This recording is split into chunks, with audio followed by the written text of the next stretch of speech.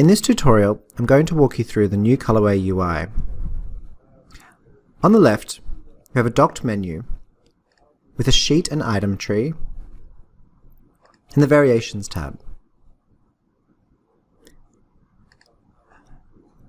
In the right docked menu, you have your familiar tools right at the top here. The first is Selection,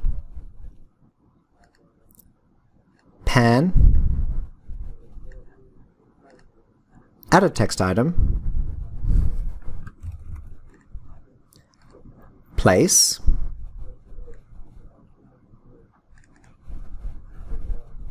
Dynamic Table,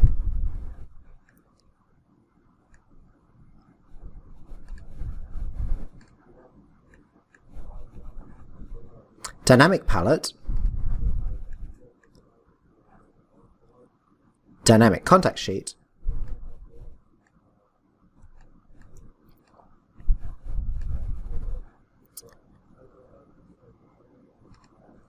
and then you have your submenus.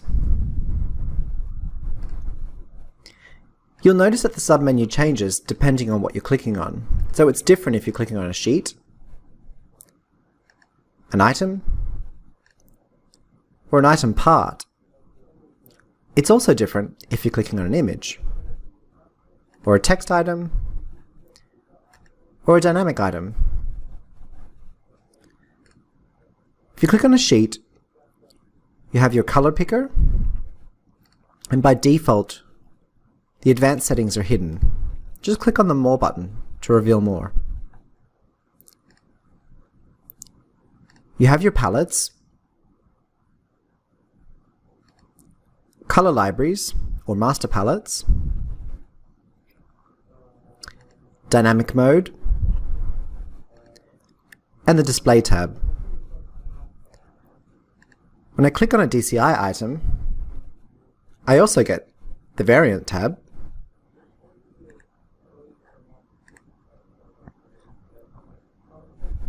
I get the metadata tab, so I can add individual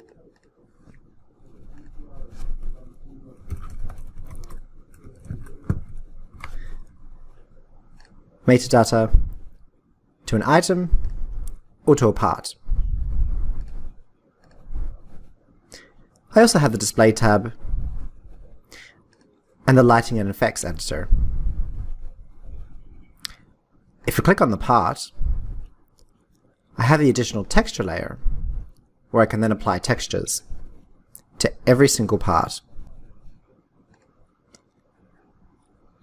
Clicking on a dynamic item, I have additional options, such as changing the text on that dynamic item,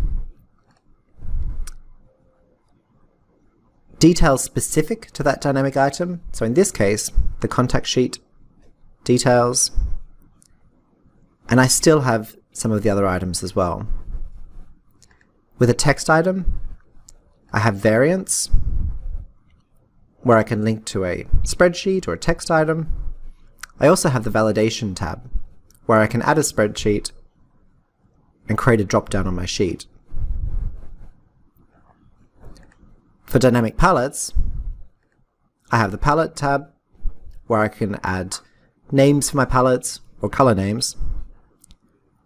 And for a dynamic table, I have the dynamic tab, where I can then control properties of that dynamic table. I can hide all of my menus,